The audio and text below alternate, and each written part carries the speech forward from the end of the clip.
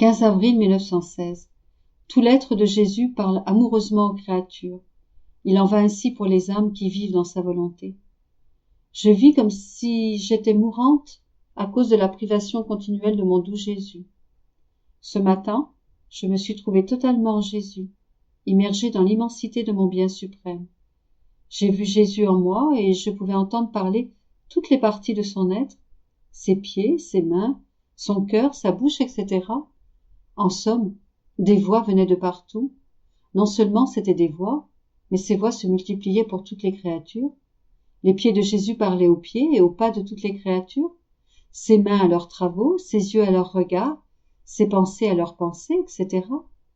Quelles harmonies entre le Créateur et ses créatures, quelle vision merveilleuse, quel amour. Hélas, ces harmonies étaient brisées par l'ingratitude et le péché. Jésus recevait des offenses comme retour. Tout affligé, il me dit « Ma fille, je suis le Verbe, c'est-à-dire la parole, et mon amour pour les créatures est si grand que je munis mon être d'une multitude de voix pour rejoindre la totalité de leurs actions, de leurs pensées, de leurs affections, de leurs désirs, etc., avec l'espoir de recevoir en retour des actes remplis d'amour pour moi. Je donne de l'amour et je veux qu'on me donne de l'amour, mais je reçois plutôt des offenses. Je donne la vie, et s'il le pouvait, il me donnerait la mort. En dépit de cela, je continue d'aimer. Les âmes qui nagent dans mon immensité et vivent unies à moi, dans ma volonté, deviennent toutes voix, au même titre que moi. Si elles marchent, leurs pas parlent et poursuivent les pécheurs. Leurs pensées sont des voix pour les esprits, et ainsi de suite. De ces âmes, et seulement d'elles, je reçois, tel qu'attendu, ma récompense pour la création. Voyant que, incapable de faire quoi que ce soit par elle-même pour correspondre à mon amour et maintenir l'harmonie entre elle et moi, ces âmes entrent dans ma volonté, en font leur propriété et agissent d'une manière divine. Mon amour trouve son déversement en elles et je les aime plus que toutes les autres créatures.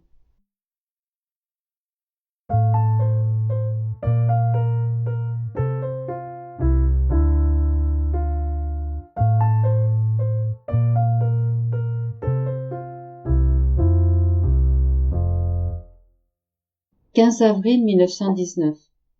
Dieu a fait les choses mineures en premier, en préparation des plus grandes. La résurrection de Jésus est une figure du règne de la divine volonté. Je m'immergeais dans la sainte volonté de mon toujours aimable Jésus et, en sa compagnie, mon intelligence se portait sur l'acte de la création, adorant et remerciant la majesté suprême pour tout et pour tous. Tout affable, mon doux Jésus me dit « Ma fille, en créant le ciel, j'ai en premier lieu créé les petits luminaires, et ensuite le soleil comme grand luminaire, lui donnant une lumière qui éclipse toutes les étoiles et le constitue roi des étoiles et de toute la nature. C'est ma coutume de faire d'abord les choses mineures et ensuite les choses majeures, comme couronnement des premières. Le soleil, mon porte-parole, représente les âmes dont la sainteté sera dans ma volonté. Les saints qui ont vécu dans le reflet de mon humanité, dans l'ombre de ma volonté, seront les étoiles. Quoique venant après, ceux qui auront formé leur sainteté dans ma volonté seront les soleils. J'ai procédé de cette manière concernant la rédemption. Ma naissance fut sans fanfare. Devant les hommes, mon enfance n'eut pas la splendeur des grandes choses. Ma vie à Nazareth fut si cachée que j'étais ignorée de tous. Je me suis astreint aux choses les plus petites et les plus communes de la vie terrestre. Dans ma vie publique, il y eut quelques grandeurs. Cependant, qui connut ma divinité? Personne. Même pas tous les apôtres. Je suis passé au milieu de la multitude comme un homme ordinaire, tant et si bien que tous pouvaient m'approcher, me parler et même me mépriser, comme c'est arrivé. J'interrompis Jésus en lui disant « Jésus, mon amour, que ces temps étaient heureux. Quelle chance avaient les gens qui, s'ils le voulaient, pouvaient t'approcher, te parler, être avec toi ?» Jésus reprit « Ah, ma fille, seulement ma volonté apporte le vrai bonheur. Elle seule procure tous les biens à l'âme, la faisant reine du vrai bonheur.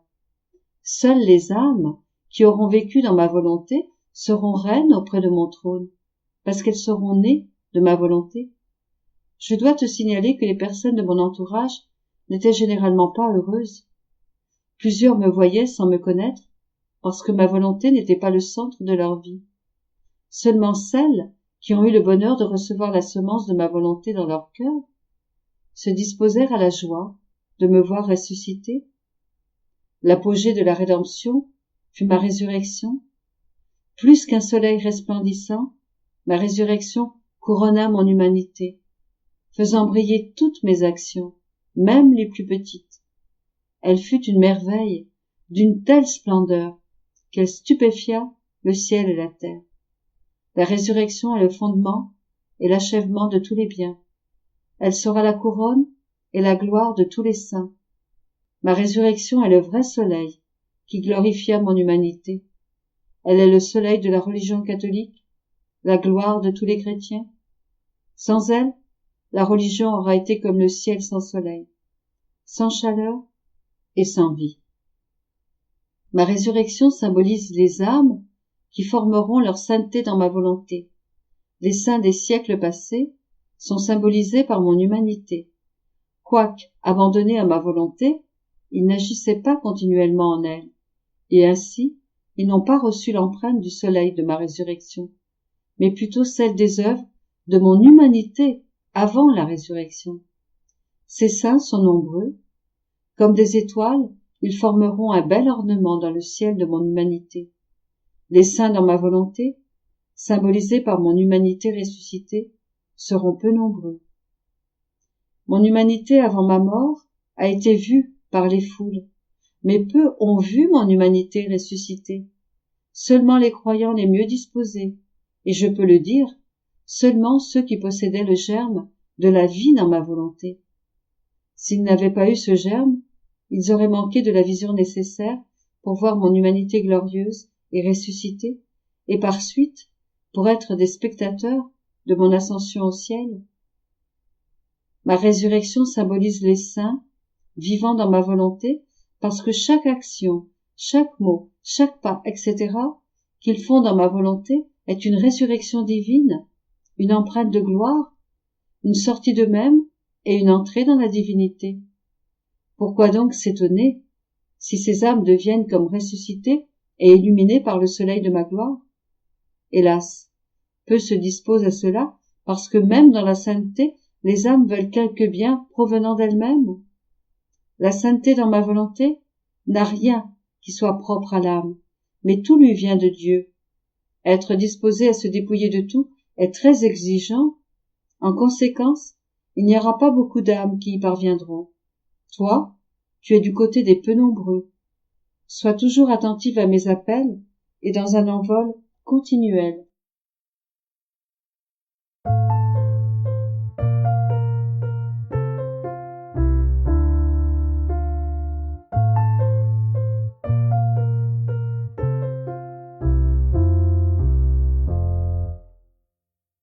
15 avril 1920. L'amour des âmes est la cause des souffrances de Jésus et de celles de Louisa. Je me plaignais à mon doux Jésus à propos de mon état lamentable, en lui disant « Dis-moi, mon amour, où es-tu? Dis-moi par quel chemin tu m'as quitté, pour que je te retrouve. Laisse-moi voir les traces de tes pas, pour que pas à pas, j'arrive jusqu'à toi. Ah, Jésus, sans toi, je ne peux continuer. Cependant, même si tu es loin, je t'envoie mes baisers. Je baise cette main qui ne me sert plus, cette bouche qui ne me parle plus, cette face que je ne vois plus, ces pieds qui ne marchent plus vers moi, mais qui se dirigent ailleurs. Ah, Jésus, que mon état est triste. Quelle fin cruelle m'attendait? Pendant que je disais cela, et bien d'autres balivernes, mon doux Jésus bougea en moi et me dit « Ma fille, calme-toi, car pour celui qui vit dans ma volonté, tous les endroits sont des lieux sûrs pour me trouver. Ma volonté remplit tout. Quel que soit le chemin qu'on emprunte, on ne doit pas craindre de ne pouvoir me trouver. Ah, ma fille, je ressens ton état douloureux dans mon cœur. Je vois que le courant de chagrin qui passait entre ma mère et moi se répète entre toi et moi. Elle était crucifiée à cause de mes souffrances, et j'étais crucifié à cause de ses souffrances. Mais quelle était la cause de tout cela? Notre amour pour les âmes. Par amour pour les âmes, ma chère mère porta toutes mes souffrances et même ma mort. Par amour pour les âmes, je portais toutes ses peines, y compris sa peine d'être privée de moi. Oh, combien il en a coûté à mon amour de priver mon inséparable mère de moi, et combien elle en a souffert, mais l'amour des âmes triompha de tout. C'est également par amour des âmes que tu as accepté ton état de victime, que tu as accepté toutes ces souffrances qui se sont présentées durant ta vie. Si ce n'était pas de cet amour des âmes, ton exil serait terminé. Tu n'aurais pas le chagrin d'être privé de moi, et je n'aurais pas non plus le chagrin de te voir torturé à cause de cette privation. Ainsi, prends patience, et que l'amour des âmes triomphe jusqu'à la fin, en toi.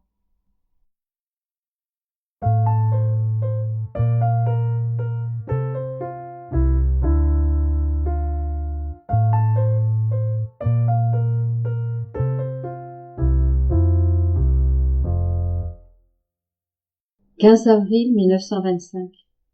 La mission de la divine volonté est éternelle. Elle est celle de notre Père céleste. J'écris uniquement par obéissance et avec grande répugnance.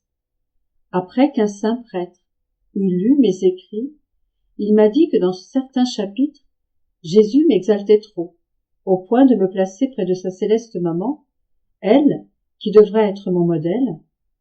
En entendant cela, je devins confuse et troublée. Je me suis rappelé que je n'ai écrit que par obéissance et avec répugnance, et que je suis affectée par Jésus à la mission de faire connaître la divine volonté.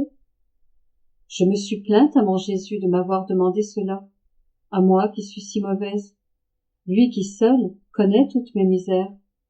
Cela m'a tant humiliée et plongée dans la confusion que j'en ai perdu la paix. Je sentais un abîme de distance entre moi et la céleste mère. Pendant que j'étais ainsi troublée, mon aimable Jésus sortit de mon intérieur, et en me serrant dans ses bras pour infuser la paix en moi, il me dit « Ma fille, pourquoi t'inquiètes-tu tant? Ne sais-tu pas que la paix est le sourire de l'âme, le ciel azuré et serein, dans lequel le soleil divin fait briller sa lumière, de manière à ne laisser monter aucun nuage? La paix est la rosée bénéfique qui vivifie tout, par l'âme de bijoux ravissants, et attire sur elle un baiser continuel de ma volonté.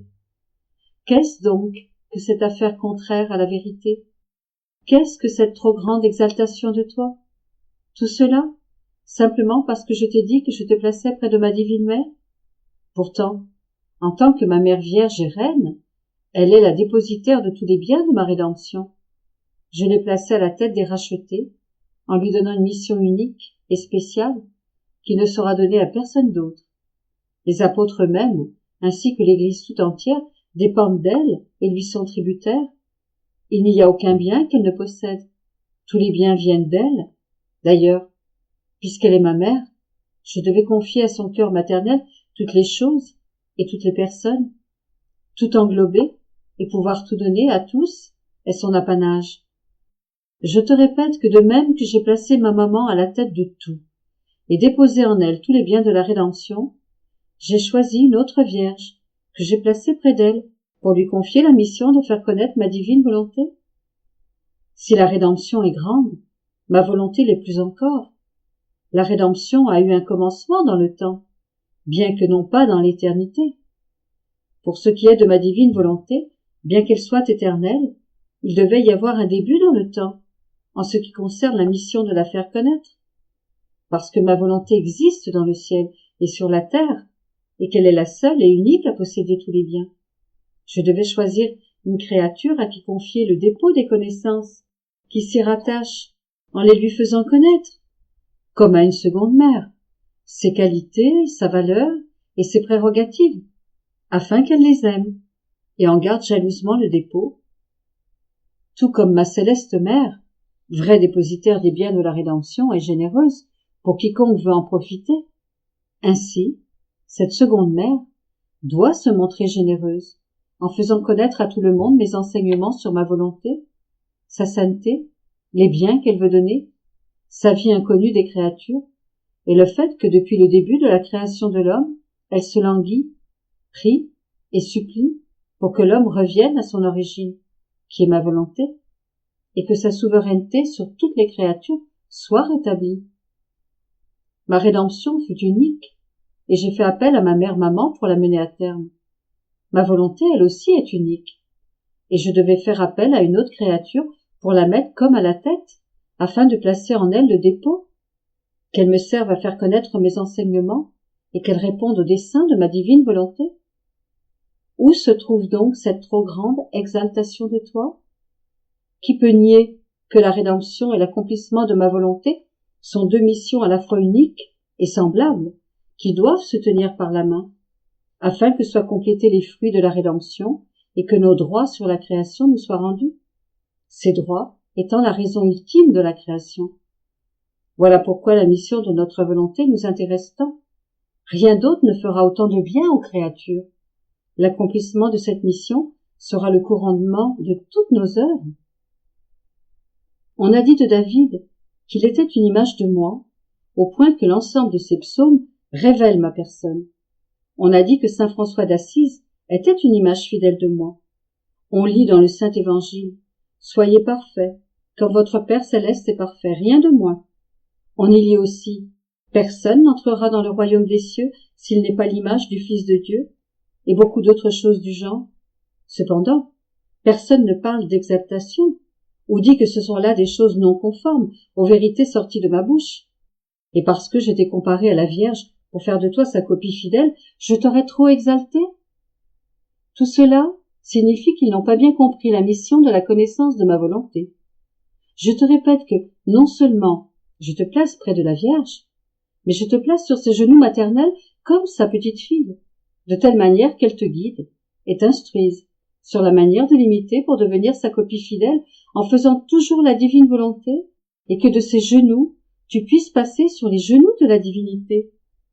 La mission de ma volonté est éternelle.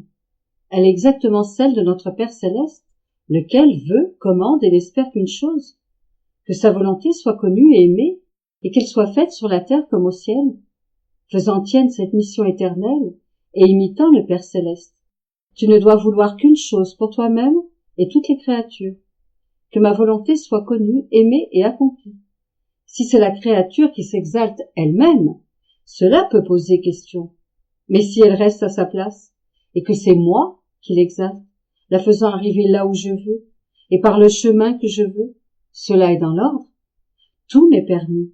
Donc, aie confiance en moi, et ne sois pas inquiète.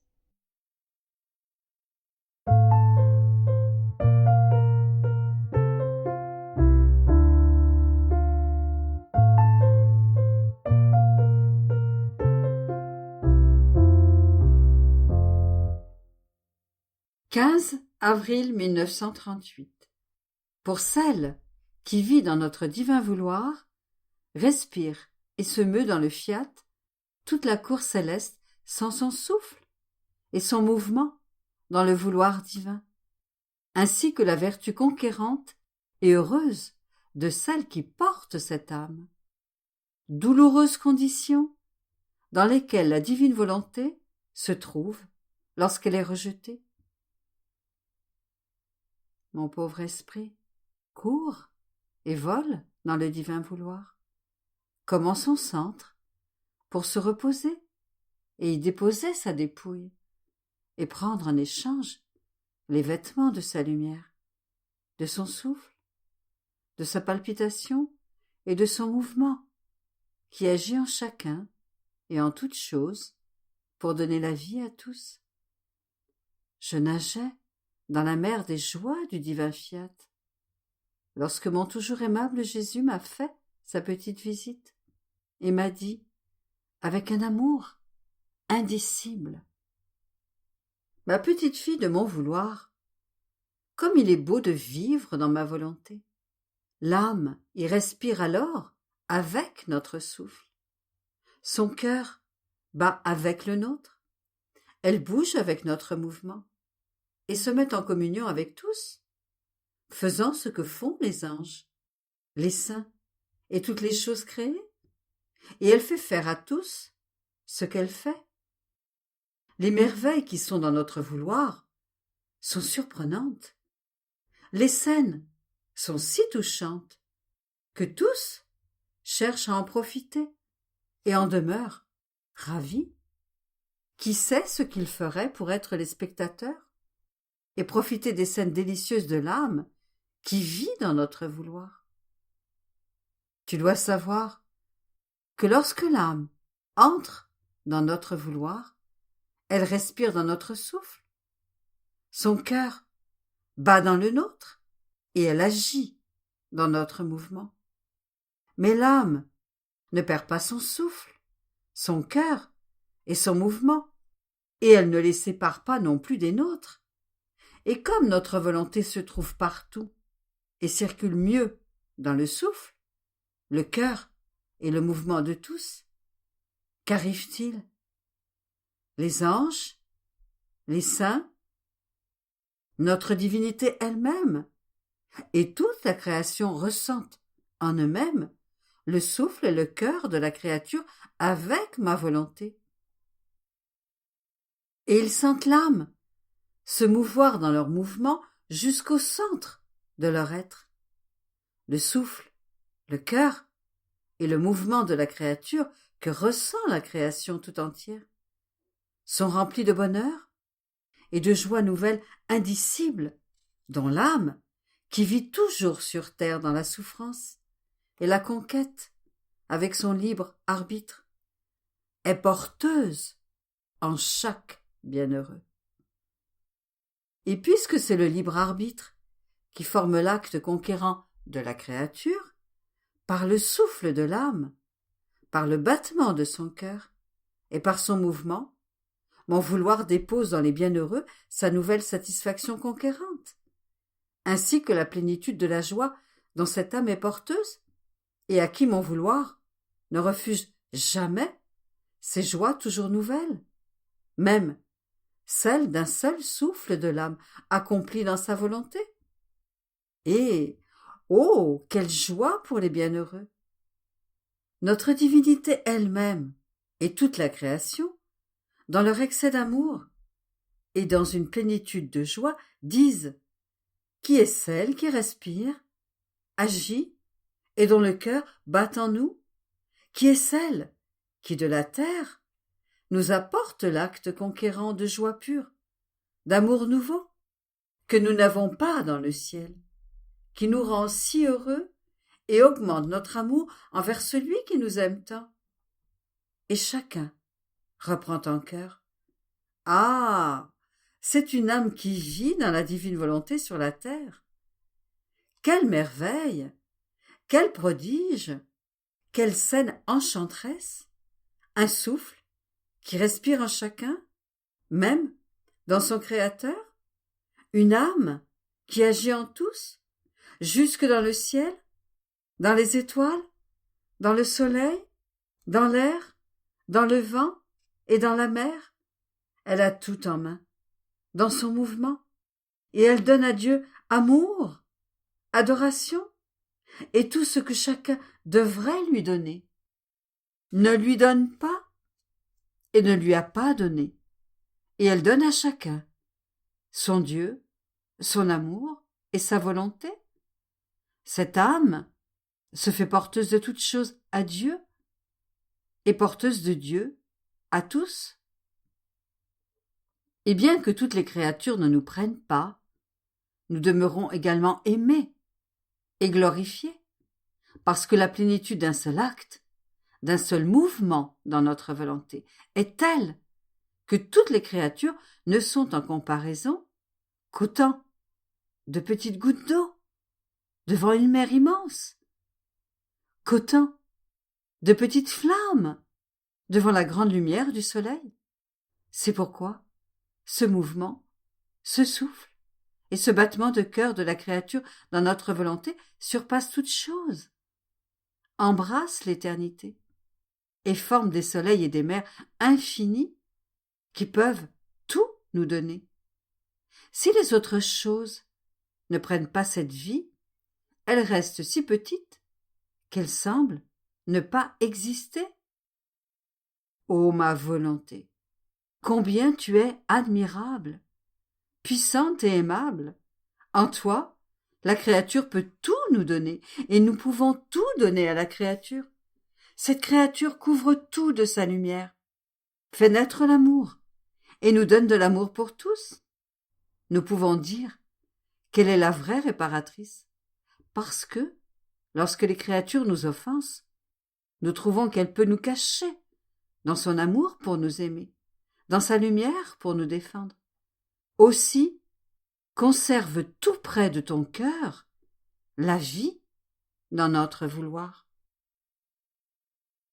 Puis il ajouta, « Ma fille, notre amour pour celle qui vit dans notre divine volonté est tel que lorsqu'elle respire, elle nous donne tout ce que nous avons fait, la création, les anges, les saints et notre être suprême lui-même, en hommage, en amour et pour notre gloire.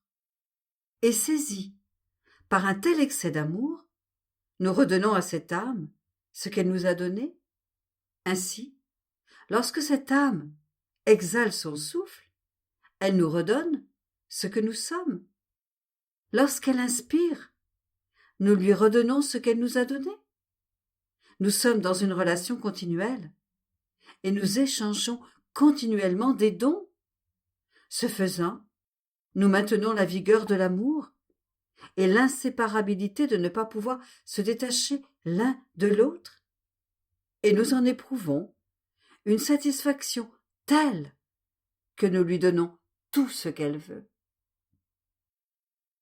J'étais immergée dans le divin vouloir, mais une pensée me tourmentait concernant mon malheureux état. Depuis plus de 50 ans, je devais succomber chaque soir à une sorte de mort, et j'avais besoin des autres pour sortir de cet état.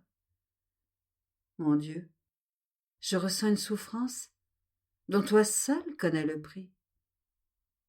Seule la peur de te déplaire et de ne pas faire ta volonté me fait continuer. Sinon, qui sait ce que je ferais pour ne pas m'y soumettre? Mon doux Jésus courut vers moi et me serrant dans ses bras, il me dit, « Ma bonne fille, courage, ne te tourmente pas tant, je ne le veux pas. C'est ton Jésus qui veut que tu sois dans cet état douloureux. Lorsque tu succombes, comme si tu perdais la vie, je souffre avec toi. L'amour vrai ne sait rien refuser à celui qui l'aime. Cet état douloureux, comme si tu perdais la vie, était nécessaire et voulu par ma divine volonté. Elle voulait trouver en toi la réparation, l'échange pour toutes les morts que les créatures lui font subir lorsqu'elles la rejettent en ne lui donnant pas sa vie en elle. Ta soumission à cette douleur de mort pendant si longtemps a fait réparation à ma divine volonté pour toutes les morts qu'elle a subies et l'a appelée à embrasser la volonté humaine pour que les deux se réconcilient. Ainsi, j'ai pu parler beaucoup de ma volonté pour la faire connaître, afin qu'elle puisse régner, parce que je tenais celle qui me payait de retour et refaisait pour moi toutes mes vies qui étaient perdues pour les créatures, et, rejetée pour moi, suffoquait dans l'inaccessible lumière de ma volonté. Tu dois savoir que pour chaque chose que fait la créature, ma volonté accourt pour donner et former une de ses vies dans la créature.